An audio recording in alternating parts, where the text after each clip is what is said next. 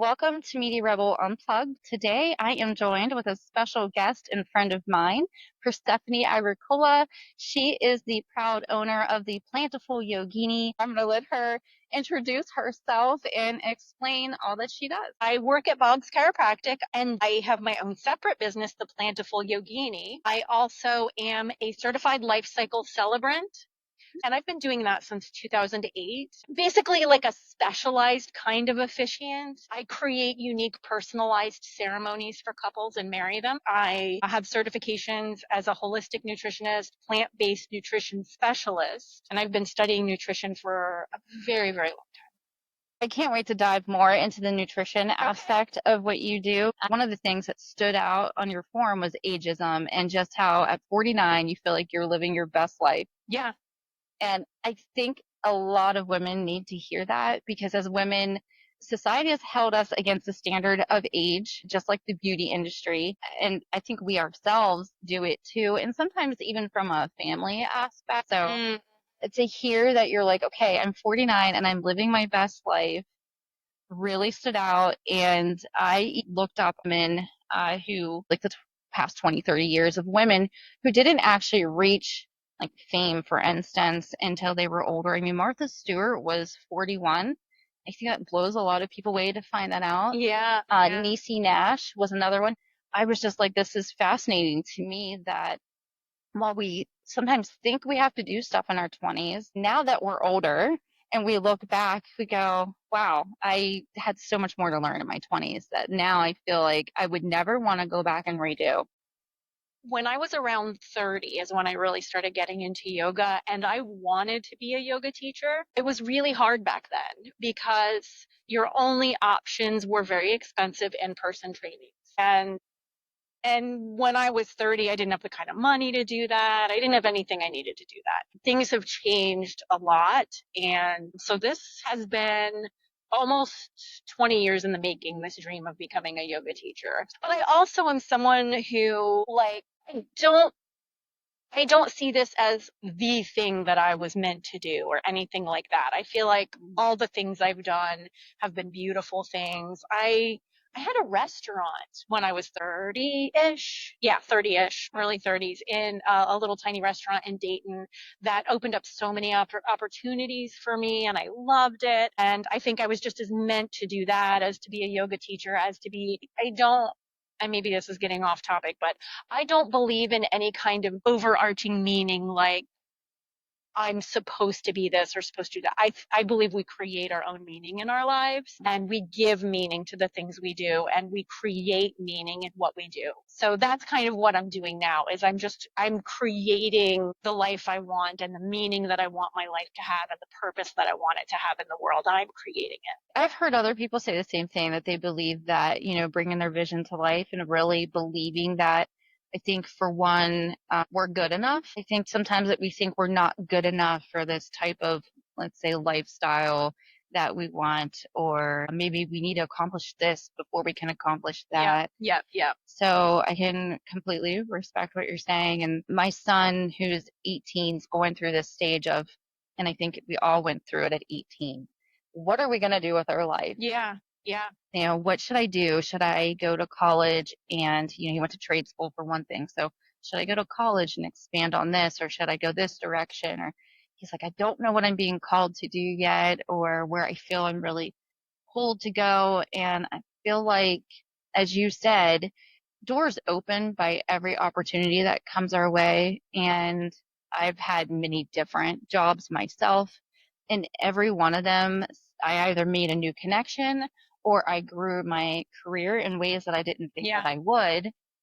And if it wasn't for all those stepping stones, I wouldn't be, again, where I am today. Mm-hmm. So it is kind of part of that and also part of the creating of, like when I left my job and I was like, I've had enough of working for somebody else. I am never going to be able to have the voice that I want here working here. Yeah, There's only one way I'm going to do that, and that's to create the business that I want. yeah, yeah. And I think, what you were saying about, your son trying to figure out what he wants to do. I feel like if I could If I could share any bit of wisdom that I've gleaned over the years, it's that um, there's not necessarily one thing Uh-huh. that you're supposed to do. You know, it took, and you don't have to figure it out when you're 18. No. I did not finish my bachelor's degree until I was 36. And honestly, did I need to finish it in hindsight? No, nothing in my life is any different. There was value in the process. I went to so many different schools. I was a hot mess in my 20s, didn't know what I was doing. I got married at 19 to my first husband and dropped out of college and just, and then got divorced at 23. And then what do? You know Yeah. what I mean? Yeah. So it was all over the place. And I've done so many different things. And, when I talk to people about various points in my life, I have a friend who she looked at me one day and she was like, Persephone, you've lived 3 different lives at least. Yeah. You've lived so many lives. And I was like, thank you. Thank you for seeing me. Madison said the same thing to me. And she was like, I swear you have lived a million lives. And I was like, I really have. And I think I've gone through a lot of adversity. Mm-hmm. And if it wasn't for those adversities, it wouldn't have Yes. driven me to be who I am, to go on this healing journey I needed to go on. Yes. And to now be this, hopefully, be seen as this beacon of light to other people. Yeah.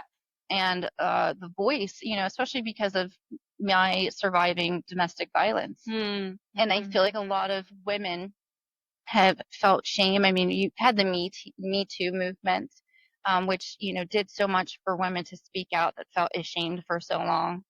Um, and some people wonder, well, why did they spend years to come out? They have no idea how hard it is when you've gone through trauma to be able to speak about it.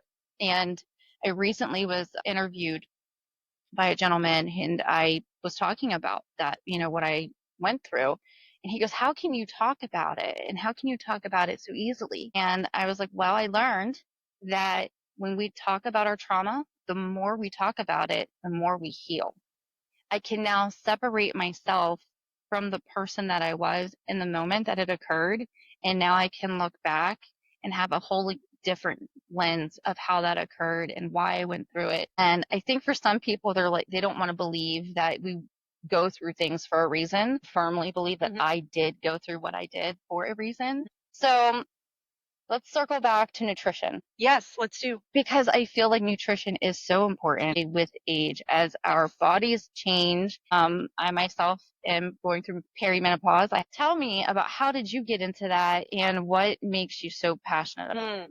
What got me into it? I've been really interested in nutrition for a long time, but I would say it goes hand in hand with something else that I'm just going to talk about it openly. I feel like some people aren't going to like it. That's okay. It's your truth.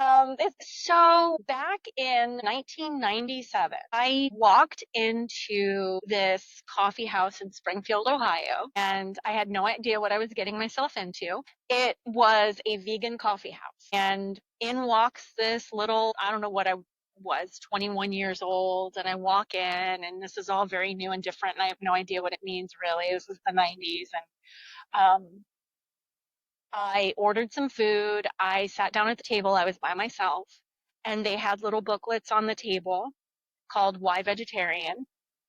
And while I was waiting for my food, I read that booklet cover to cover, and I never ate meat again. Oh, wow. I didn't know that about you. Yes. So that was the beginning of that journey. This little 21-year-old who had a grandpa who was a butcher, an uncle who was a butcher. We raised hogs for 4-H. Yeah. All the things. And for me, really, it wasn't about the nutrition at that point. It was for ethical reasons. It was because I was like, whoa, wait a minute. I'm causing harm to other beings that I don't need to be causing, and creating suffering in the world. So that was it. And then in 2008, fast forward, my husband and I decided to open up a little restaurant in Dayton. and it was vegetarian. But we realized quickly that we had to really know what we were doing because our bread and butter, so to speak, was vegans. Because it's pretty easy to be a vegetarian and eat anywhere or whatever, because vegetarian just means you're not eating anything with a face, right? No animal flesh. But vegans, those were the people who were really coming to us because that was much more difficult. It still is, but back then it was Right. much harder. Mm-hmm. And so vegan, for people who don't know, it's not just no animal flesh, but it's no animal secretions. So it's no dairy, it's no eggs, nothing that comes from an animal. And I felt like in that process of knowing what I was talking about, knowing what I was doing to be able to serve the vegans in my community, I learned too much to be able to turn back. And within 3 months of opening that business, it became almost entirely vegan. I went vegan.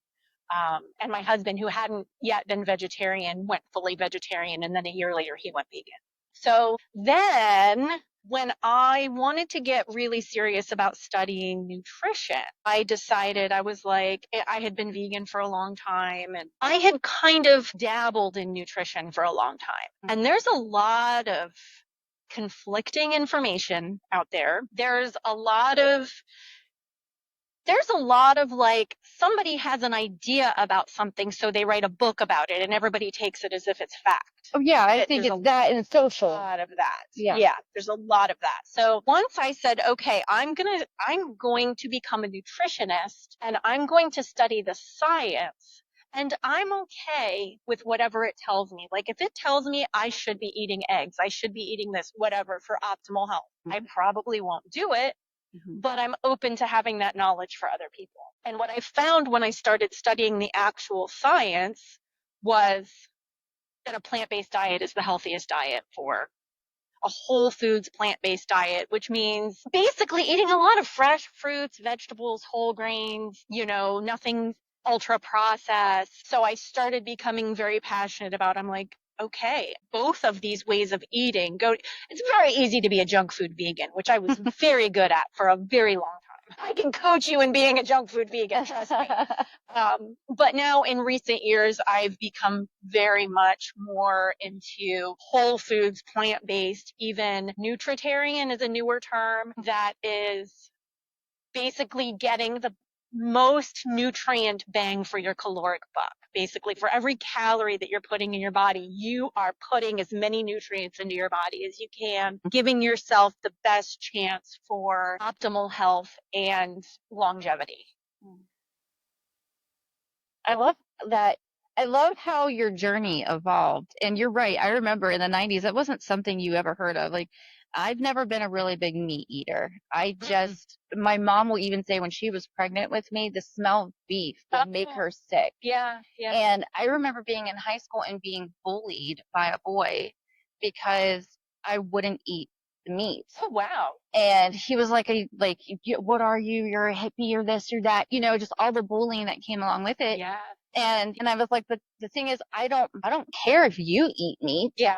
I just can't. It just makes me sick. And there was just a lack of understanding, I feel like, back then, whereas now it's different. And I've always been someone who's tried to be very open and understanding to every belief system that another individual has. I think that, for one, is what makes us unique beings, that we all have a different way of living or believing. And so I've always worked really hard to not be ultra judgmental.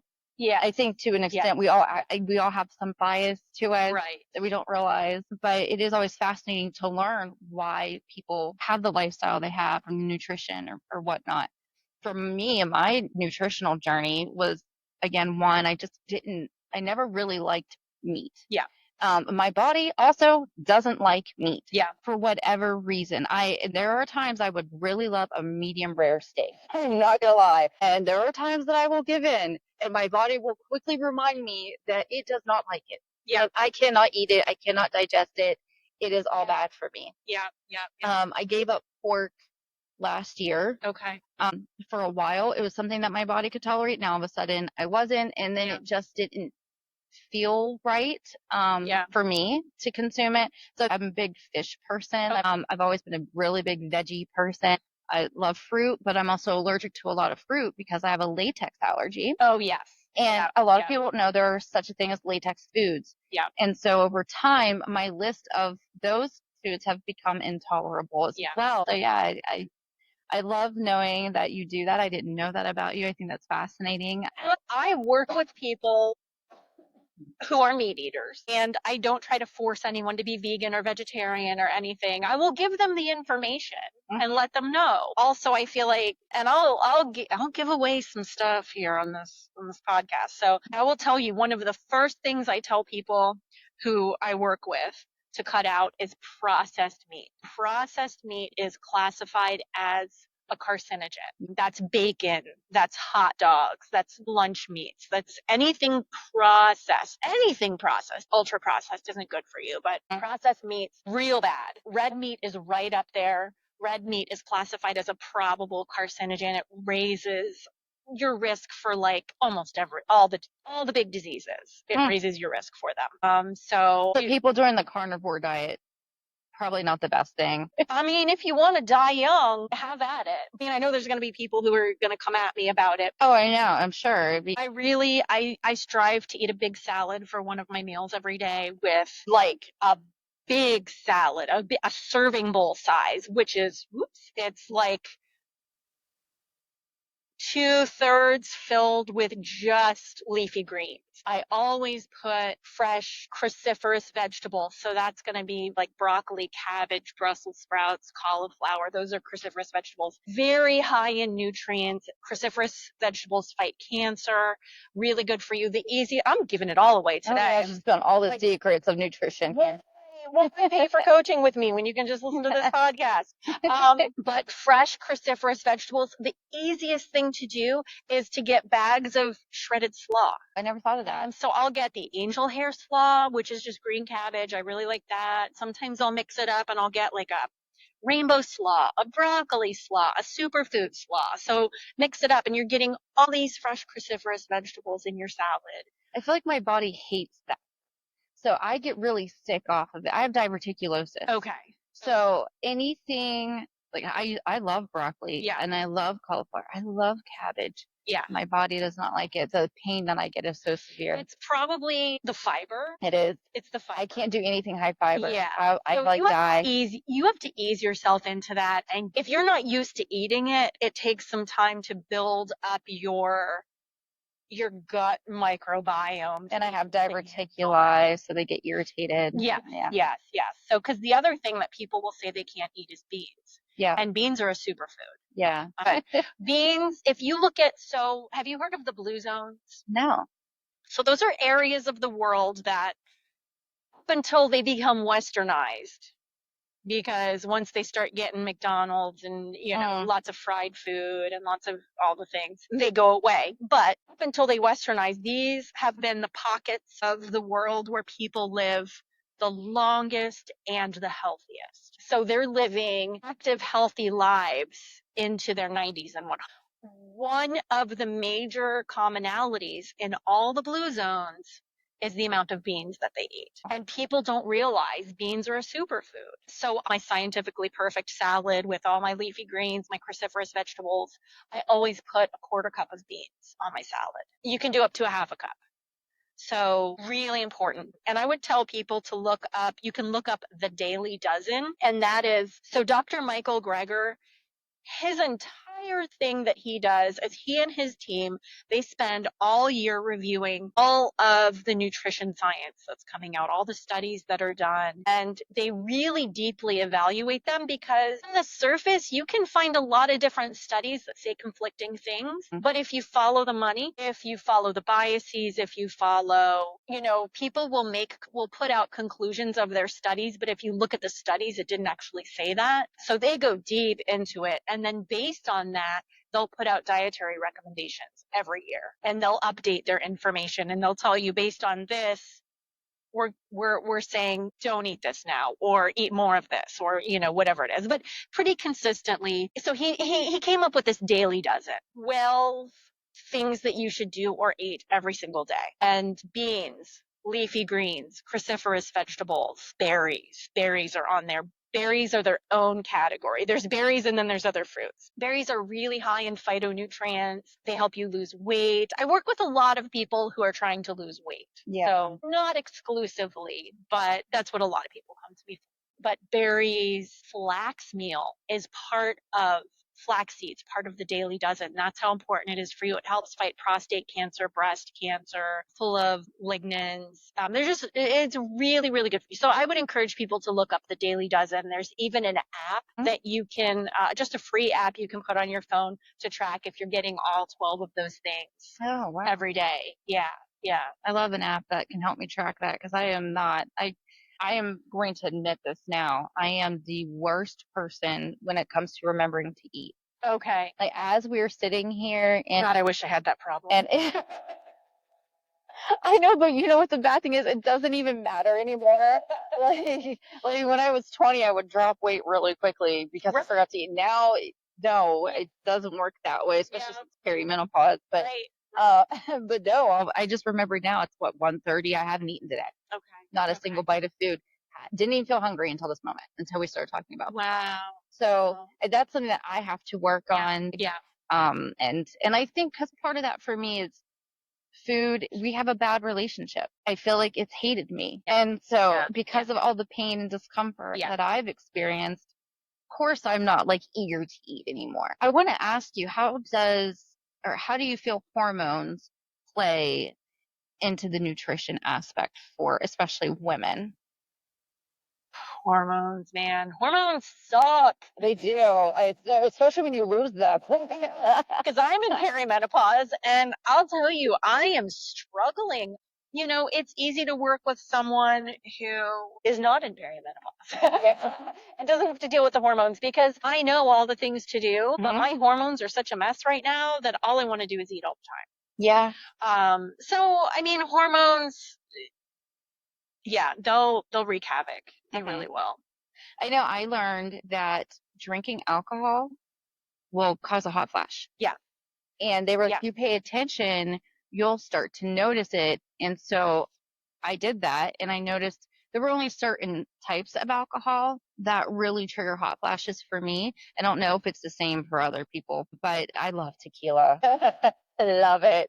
But tequila is now one that's starting to cause me hot flashes. But if I drink bourbon, I don't have a hot flash from bourbon. Well, here's a hot take that's also going to be unpopular. Alcohol is poison. Yeah, I know. Alcohol is poison. I know, but I still like it. I'm sorry, Persephone. It's the one poison I cannot. It's so many lives would be lost. It's like that in coffee. Not that I'm a raging alcoholic. Let me just backtrack. You're like, I can't live with it. But I have to at least have 1 or 2 drinks a week. Okay. You know, so it's not like I'm drinking a half a bottle of wine. And maybe when I was much younger, yes. But I'm lucky if I have one a week now at this point. Yeah. But I do need something every once in a while. Yeah, the more I've studied it, the more I was like, why would I do this to my body? Yeah. Why would I eat so healthy most of the time? So why would I then go put poison in my body? It's so toxic. I would, like I'll have some drinks on vacation. I'll have some drinks on my birthday. But other than that, like I'm pretty close to a teetotaler, you know. I did, my birthday's on Monday, so I bought a couple of bottles of wine to share with my friends when they come over. But other than that, I won't drink when I go to chamber events or, when we hosted a chamber event, I was like, we are a healthcare facility. We are not having. Oh yeah, that made sense. I mean, you can be a health facility handing out booze. And I think that, to that point, for some people when they drink, it's more about the taste than the feeling. And it really, ultimately, it is that for me too. I don't think I actually feel. And I will say there have been times where I've been in a lot of pain. My body also doesn't handle medications well at all. But if I had a little margarita, then I wasn't having as much pain, but nothing else would work for me. Yeah. And alcohol, I mean, Yeah, it feels good. I don't drink it because I like the taste of it. When I drink it, I'm like, I want to feel good. Yeah. I want to get a buzz on, but we're getting the buzz on because we're putting poison in our body. I don't kid myself about that, but I'll still do it. I really think so many of us are on medications for depression and anxiety, not because we have something messed up in our brain, but because we live in a culture that we have not evolved to be able to handle. It's like our culture has evolved past what humanity, like we're evolving more slowly than that. And how many hundreds of years ago were we sitting around fires outside for hours a day? You know what I mean? Right. Living slow, intentional. Not that I want to go back to the dark ages or anything like that, but just I think the pace of our society and the expectations put on us are so great. But also, on the other hand, some of us do have brain chemistry I am one of those people that my brain chemistry is not great if I'm not medicated. And I'm pretty open about that because the only reason I went on medication was because a friend of mine, I was talking to her about how I was feeling, and she was like, honey, go talk to your doctor. She said, I'm on this medication. It changed my life. And I didn't know she was. And I was resistant to medication for years and years. I did supplements, I did diet, I did all the things. And I also was resistant to it because, and this is something a lot of people don't know about me, I actually went to seminary. I became an interfaith, interspiritual minister about 10 years ago.